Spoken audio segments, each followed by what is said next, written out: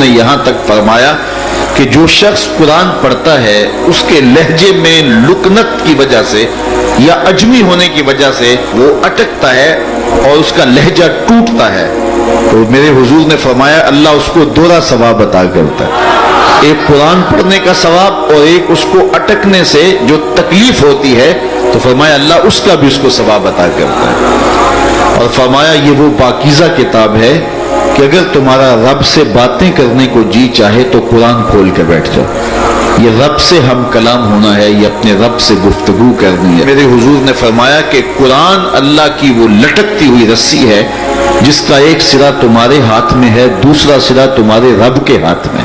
تو خوش نصیب ہیں وہ لوگ جو اس کتاب کے ساتھ جڑ جاتے ہیں، اور وہ دھرتی، وہ مقام، وہ جگہیں فیروز بخت ہیں کہ جہاں قرآن مجید کی تلاوت ہوتی ہے۔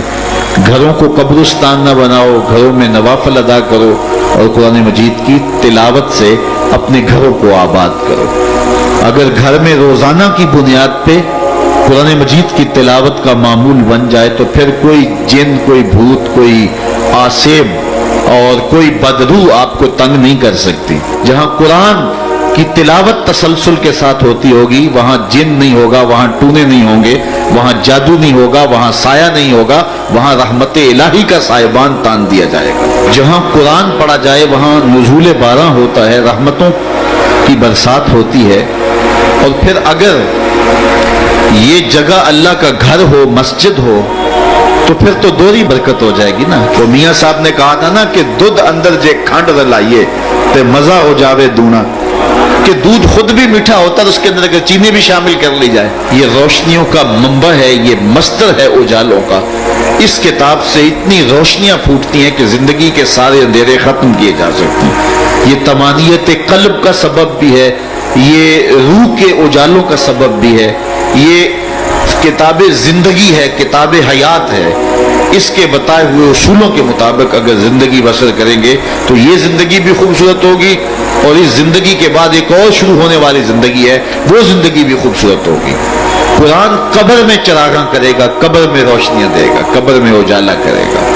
اس کتاب کے اندر ایسے ایسے شفا کے نسخے رکھے گئے ہیں کہ ہماری زندگی کے روز مرہ مسائل کا حل ہے۔ مثال کے طور پہ آج کل ہر بندہ معاشی طور پہ پریشان ہے، تو سورہ واقعہ صرف 3 رکوعوں پر مشتمل ہے۔ اگر یہ معمول زندگی بنا لیں تو سورہ واقعہ جہاں ہوگی وہاں نحوستیں اور بے برکتیاں نہیں ہوں گی۔ سورہ یاسین پڑھو گے تو بے پناہ برکتیں اس کے دامن میں رکھی ہوئی ہیں۔ اسی طرح سورہ اخلاص صرف 3 مرتبہ پڑھیں گے تو پورے قرآن پڑھنے کا ثواب نصیب کر دیا جائے گا۔ ایک شخص حضور کی خدمت میں حاضر ہوا اور اس نے حضور سے کہا کثیر العیال ہوں، ذرائع آمدنی بہت تھوڑے ہیں، تو میرے لیے کوئی دعا کیجئے، کوئی مجھے نسخہ بتائیے۔ تو آقا کریم نے اس کو جو نسخہ بتایا سنو۔ فرمایا جب گھر جائے تو گھر والوں کو السلام علیکم کہہ دیا کرو۔ یہ کتنا سوکھا نسخہ ہے اور کتنا اچھا وظیفہ ہے، گھر والے بھی خوش، اللہ رسول بھی خوش۔ اس کے بعد ایک مرتبہ سورہ اخلاص پڑھ لیا کرو۔ غربت توڑ نسخہ، جب بھی گھر جاؤ السلام علیکم، اس کے بعد ایک مرتبہ سورہ اخلاص۔ اور میرے حضور نے فرمایا کبھی ایسا ہو کہ تو گھر جائے، گھر میں کوئی بھی موجود نہ ہو، تو فرمایا عمل چھوڑنا نہیں، فسلم علیہ، پھر مجھے سلام کہہ دینا۔ وہ اپنے نام لیواؤں کو تنہا چھوڑتے کب ہیں، جہاں ہم دم نہ ہو کوئی وہاں سرکار ہوتے۔